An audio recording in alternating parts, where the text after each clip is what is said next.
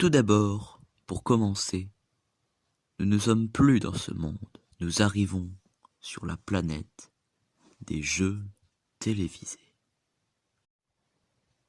Bonjour à tous, aujourd'hui je vais vous parler d'un changement dans l'histoire des jeux télévisés.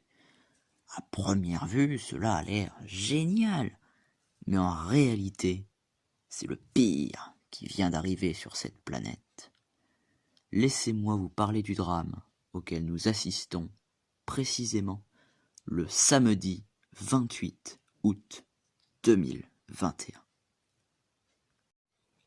Première partie, le palmarès. Dans cette partie, on va considérer que le record du monde a toujours été pour la France. Et évidemment, je parle de record seulement en termes de victoires en individuel. Précisément. Il était une fois, en 2006, l'arrivée d'un nouveau jeu, nommé « Tout le monde veut prendre sa place ». Ce jeu contient une innovation historique. C'est le premier jeu où un candidat peut rester jusqu'à l'infini. Il peut faire 100, 200, 500, 1000 victoires, c'est possible. Aucun stop. Sauf s'il perd, évidemment, logique. Une révolution pour les jeux télévisés.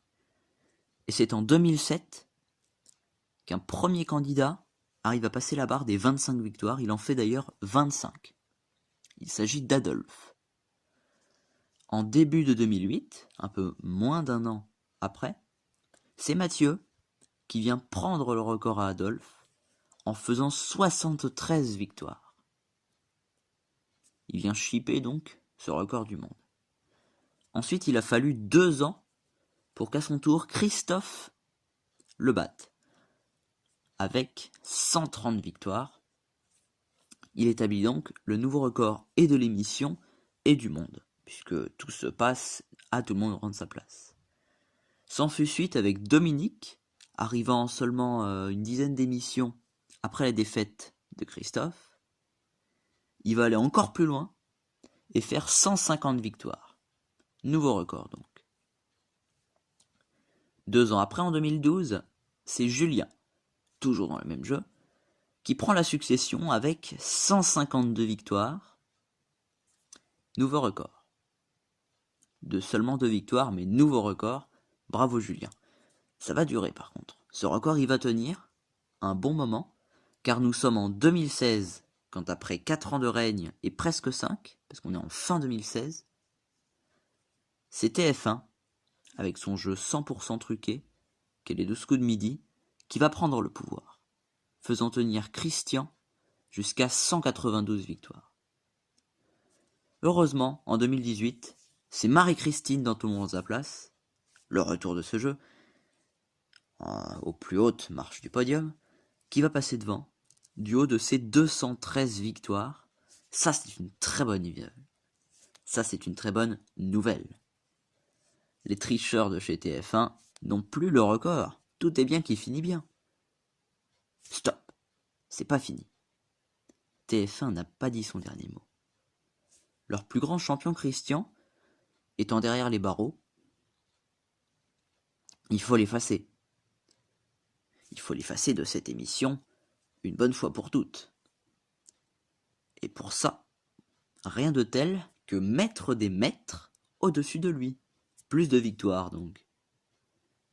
Et en profiter, en plus de ça, pour récupérer le record du monde de victoires, puisqu'il est pas loin derrière. Il y a que 20 victoires de plus à faire, c'est pas loin. Ça ferait un privilège de dingue, de audience de dingue, tout de dingue. Alors évidemment, ils vont le tenter. D'abord, ils ont échoué avec Paul, puis avec Eric. C'est 198 victoires qu'ils arrivent à lui faire gagner. Alors, il va pas battre le record de Marie-Christine, mais au moins, première chose, ils arrivent plutôt à passer devant Christian. Il est donc plus premier, et ça c'est bien. 1 sur 2 des objectifs réussis, mais c'est pas assez pour eux. C'est pas assez. Alors, 1 an plus tard, après avoir fait quand même tenir quelques mètres, mais sans importance, ils activent la carte Bruno. Et là, c'est le drame.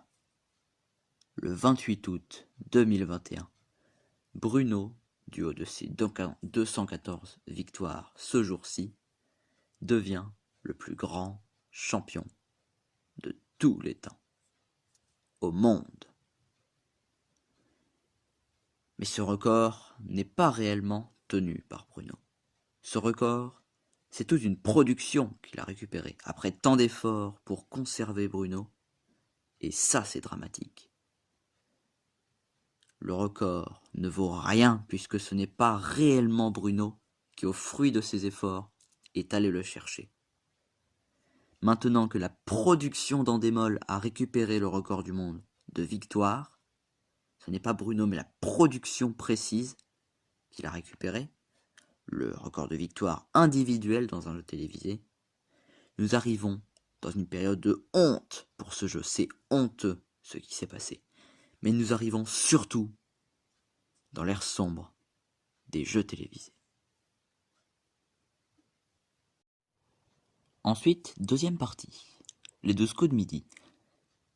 On va d'abord rapidement parler de l'émission qui a régné 14 ans de suite au total sur les records, c'est-à-dire Tout le monde en sa place. Alors pourquoi cette émission a-t-elle régné aussi longtemps? Et seule en plus. À part au moment de Christian, ça fait 14 ans au total. Tout simplement, au début déjà, c'était la seule émission qui permettait d'avoir des champions qui fassent plus de 10 victoires. Parce qu'on a sur la 3, on avait des chiffres et des lettres qui faisaient 10 victoires maximum. Question pour un champion 5. Et peut-être d'autres jeux, je ne connaissais pas à l'époque. Mais on pouvait pas y aller indéfiniment. Alors que là, innovation, on peut y aller indéfiniment. Alors, premier champion qui dépasse les 10 victoires, c'est au moment où ils prennent le record. Parlons donc d'Adolphe qui a fait 25 victoires à ce moment-là. Et ensuite, c'est surtout la mécanique du jeu qui fait ça. Le fait que le champion a de très gros avantages et qu'en plus il peut racheter sa place en cas de défaite, c'est juste énorme. Parce que l'avantage il est quand même très fort et en plus on peut racheter sa place au cas où. Au cas où il y a une faille donc dans notre force. Ce qui fait que quand on a un champion très fort, selon les statistiques, mais c'est fondé sur une logique, il a en moyenne 29 chances sur 30 de revenir le jour suivant. Pas forcément en ayant gagné, mais de revenir. Voilà ce qui explique les scores phénoménaux de leurs champions. Maintenant, rentrons dans le sujet du 12 coups de midi. Ce jeu, produit par Endemol, diffusé sur TF1 en concurrence avec Tout le monde en sa place de par l'heure de diffusion, est un jeu à 4 joueurs pour un seul gagnant, qui revient tant qu'il gagne, évidemment. Le jeu se présente ainsi. Aucun avantage dans la règle pour le champion. Les 4 candidats sont donc sur le même pied d'égalité. La règle fait ça. Donc normalement, par logique, une chance sur 4 de gagner. Mais comme le champion commence au cours de envoi et au coup fatal, ainsi qu'il devrait sûrement être plus pris en duel puisqu'il est plus dangereux, logiquement c'est le champion, ça nous ramène à une chance sur 5 de gagner. Mais ça, c'est si le champion est de même force que les candidats. Si on considère que le champion est plus fort, ça peut, plus il est fort, plus ça va se tourner vers une chance sur 2 de gagner, voire 2 chances sur 3, mais pas plus. À comparer donc avec Tout le monde en sa place, 2 victoires sur TF1 correspondent à 29 sur France 2. Bon, je vais quand même faire une petite rectification. Par logique, une logique qui fait que c'est pas 2 sur 2 égale 29, mais plutôt une victoire sur TF1 est égale donc à 10 victoires sur France 2, en moyenne. N'essayez pas de chercher cette logique, vous ne la trouverez pas, parce que c'est un petit peu poussé. C'est pour ça que je n'explique pas, sinon ça va durer trop longtemps. En moyenne, donc, un champion dans les 12 coups de midi ferait 10 fois plus de victoires dans Tout le monde veut prendre sa place. Un champion donc qui ferait normalement 200 victoires dans les 12 coups de midi, il ferait 1000, même 2000 victoires à Tout le monde prend sa place. Je suis pas sûr, hein. Alors comment faire pour opposer résistance alors que l'adversaire, Tout le monde prend sa place, fait 10 fois plus de scores en statistique?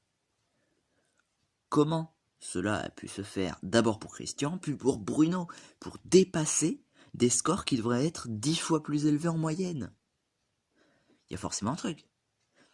Donc, comment opposer une résistance en ayant des champions qui vont plus loin qu'en face? Comme je viens de le dire. Là, il y a deux solutions valables. Soit changer de jeu, pour un jeu plus avantageux envers le champion, soit améliorer la règle, pour favoriser la progression des champions. Par exemple, il faudrait que le champion ne fasse que la dernière manche, par exemple. Et là, on aurait des vrais champions. Parce que, s'ils font qu'une seule manche, face à donc un seul candidat, c'est ici qu'ils sont plus forts, il y a à peu près 4 chances sur 5, voire plus, de gagner. Du coup, c'est plus simple pour le champion. Et là, on aurait eu des champions qui fassent 200 victoires, c'était possible, c'était faisable. Après, je sais pas si sans avantage, ils auraient fait 200 victoires, mais si on tombe que face à des gens pas très forts, bon les 200 victoires, c'est simple. Enfin bref. Malheureusement, ni l'une ni l'autre ne leur convient. Ils en demandent trop, ils veulent pas changer les règles de leur jeu. Alors comme des fils ou des voyous, voire des tricheurs, ils vont tout simplement truquer leur jeu. Bah oui, qu'est-ce qui est aussi simple? Pour permettre donc aux champions de rester. Mais, pourquoi ils font comme ça? Pour pas que le public voit qu'il y a un avantage pour le champion. Parce que, rendant par rapport aux statistiques que des parcours plus qu'incroyables, les gens ils vont trouver ce parcours phénoménal comparé à côté où le jeu est trop facile pour le champion puisque c'est un jeu fait pour les champions. Là c'est pas un jeu fait pour les champions et pourtant il n'y a que des grands, comme par hasard. De quoi donc attirer le public.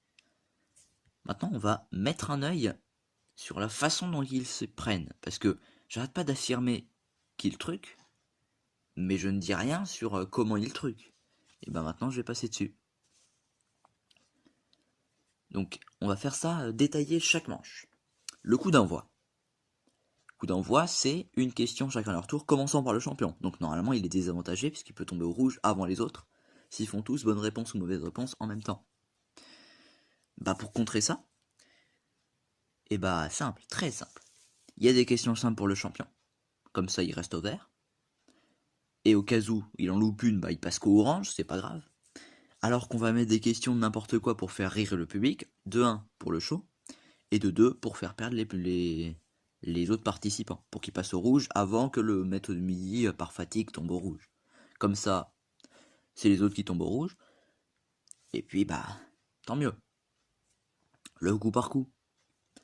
Le champion, normalement, ils ont pas pris des mauvais, ils ont pris des bons candidats.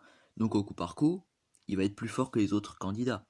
Là, c'est pas trop truqué. Mais par contre, pour quand même rajouter un petit peu de trucage, au cas où le maître de midi s'est loupé et qu'il passe au orange, on va remarquer que les prochaines questions vont être dans ses thèmes de prédilection. Donc ça va diminuer les chances qu'il tombe donc au rouge. Ensuite, le coup fatal. On peut laisser en plan, tu vois. Comme le champion, encore une fois, on le répète, il est plus fort que son challenger. S'il est en train de prendre largement l'avantage, il n'y a pas besoin de truquer, puisque du coup, il va gagner tranquille. Par contre, au cas où le champion est en danger, ou en tout cas on considère qu'il est en danger, là on va lui mettre quelques petites questions faciles. Ensuite on va mettre quelques petites questions longues et dures pour l'autre, comme ça il va perdre les pédales, c'est fini pour l'autre, allez hop, victoire du champion. Tout simple. Et le tour est joué. Le tour est joué, parce qu'en plus personne ne le voit. Enfin, personne. De plus en plus de gens le voient maintenant, mais pas assez. Maintenant les prises en duel. Puisque encore une fois on dit ouais, si les autres passent au rouge, c'est fini, voilà. Il y a quand même la prise en duel. Parce qu'à tout moment, le candidat peut choisir le champion en duel.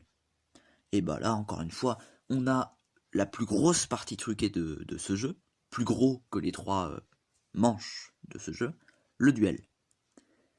Et là, c'est encore plus révoltant. C'est-à-dire que si jamais le champion est pris en duel, la question va forcément être facile. Et si elle n'est pas facile, elle est comme par hasard dans son thème de prédilection, là où on peut être sûr qu'il trouvera la réponse. Et du coup, là, le maître de midi, il peut pas perdre. Évidemment, par contre, quand les autres ils prennent d'autres gens en duel, j'ai envie de dire, comme par hasard, il peut y avoir des questions difficiles, on en a rien à foutre. C'est pas le champion qui peut perdre, alors on s'en fout. Ça va être des questions difficiles, comme ça il réussit pas, ça nous est égal. Voilà.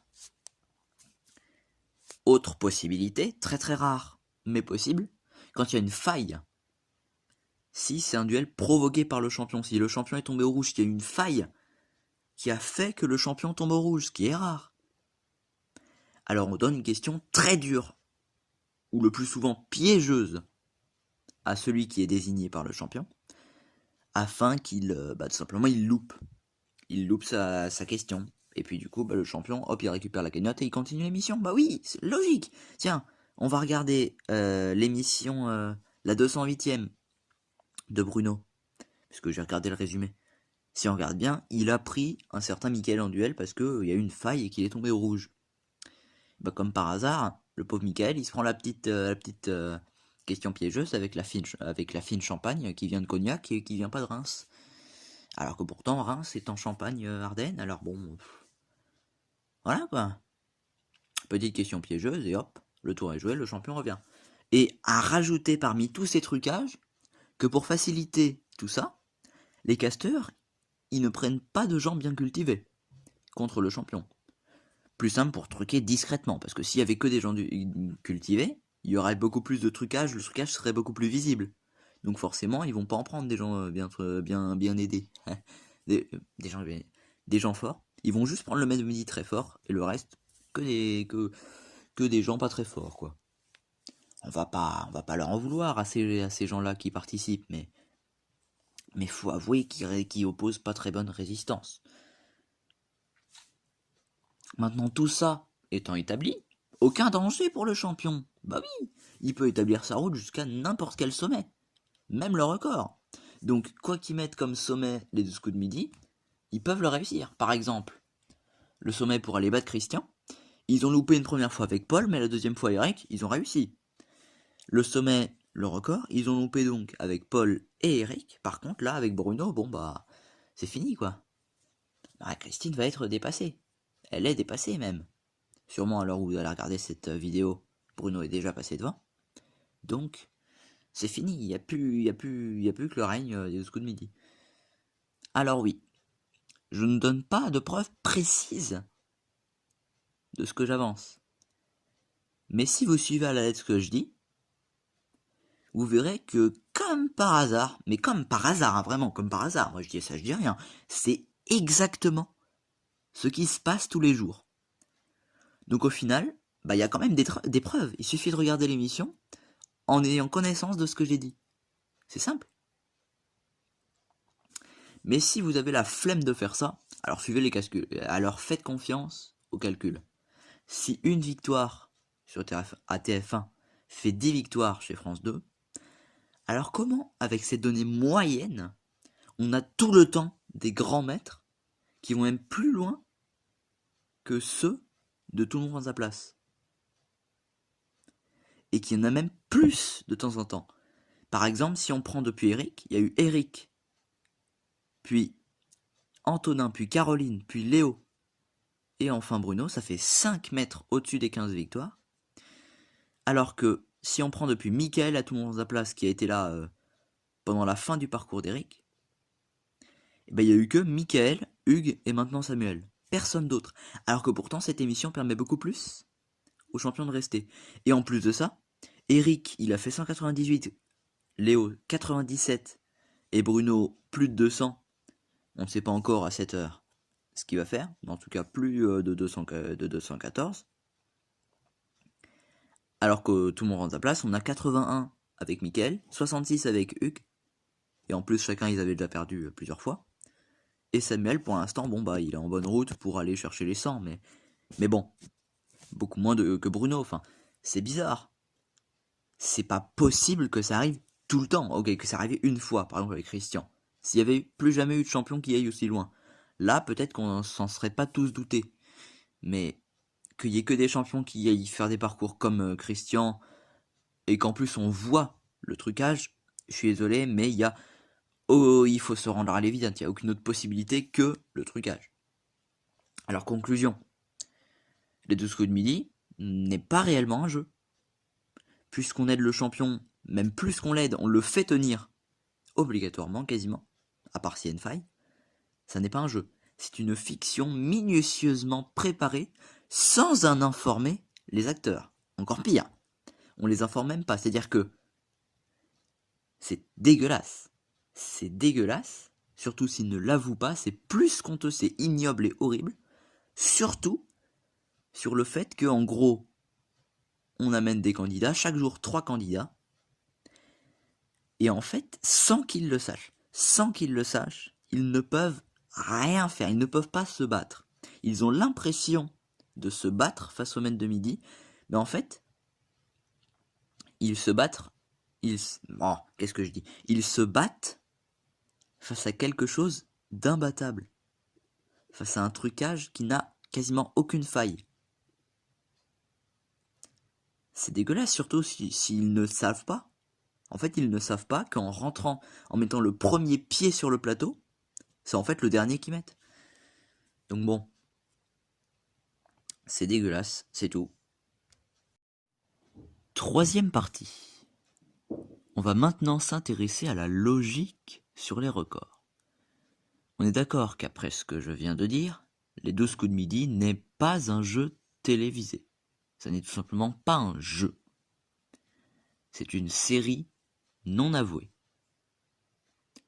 puisqu'ils ne préviennent pas les acteurs. Donc, leurs champions ne sont pas vraiment des champions, mais plus des élus.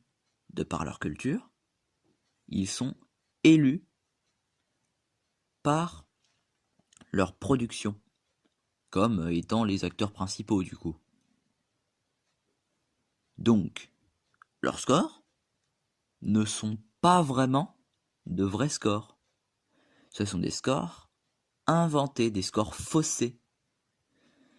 On est donc d'accord pour dire que leurs scores n'existent pas.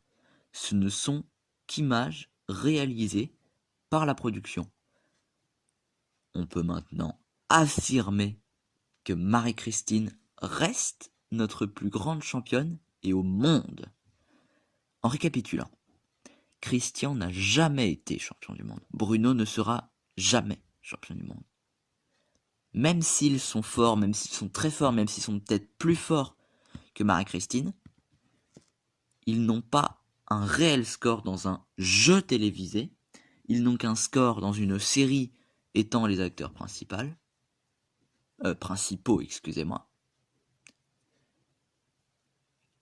Leur parcours n'est donc pas compatible, n'est-on pas compatibilisable, si je peux utiliser ce mot, je ne sais pas s'il existe, dans les jeux télévisés. Les 12 coups de midi, c'est une catégorie à part. Bruno est bien le plus grand maître de midi. Mais ça s'arrête là. Dans cette catégorie, la catégorie les 12 coups de midi, il n'y a rien d'autre qu'à aller chercher qu'être le plus grand maître de midi, puisqu'il n'y a aucune autre série, rien à côté, que les 12 coups de midi. C'est une catégorie à part.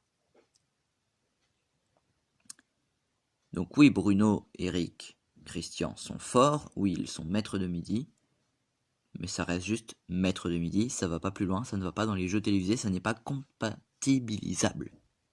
Compatible. Encore une fois, si je peux utiliser l'autre mot.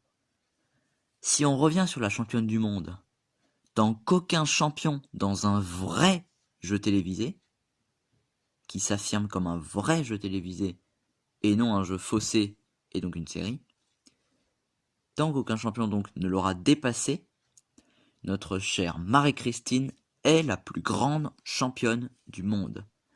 Alors grand bravo à elle, qui se fait pourtant voler son titre malhonnêtement. Moi je considère qu'elle restera notre plus grande championne dans un jeu télévisé français, et donc au monde, puisque la France a le record du monde.